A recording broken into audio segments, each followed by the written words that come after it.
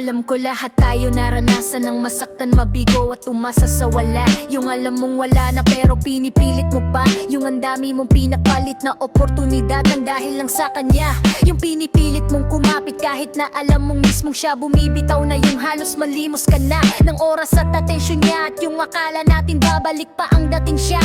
Pero kahit ganun natitiis na lang at nagbubulag-bulagan. At kahit naramdam mong pagod ka na, pero bakit di natin magawang bumitaw? Dahil ba sa salitang pagmamahal na ikaw na lang nagmamahal?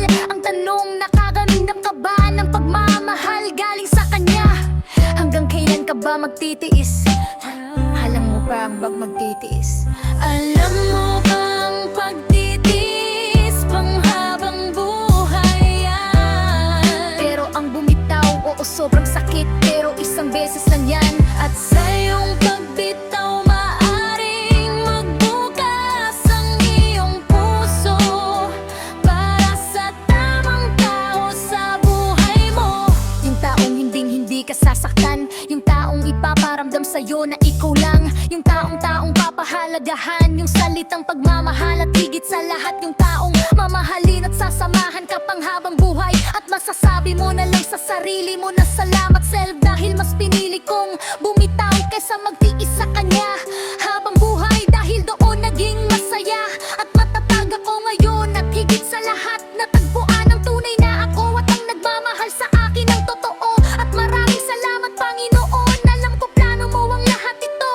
At ngayon heto ako napunta sa tamang taon. Ang lahat naranasan ng masaktan, mabigo at umasa sa wala. Yung alam mong wala na pero pinipilit mo pa. Ang dami mong pinatid na oportunidad ang dahil lang sa kanya. Pagtitiis panghabang buhay yan. Pero ang bumitaw, oo sobrang sakit, pero isang beses lang yan. At sa iyong pagbitaw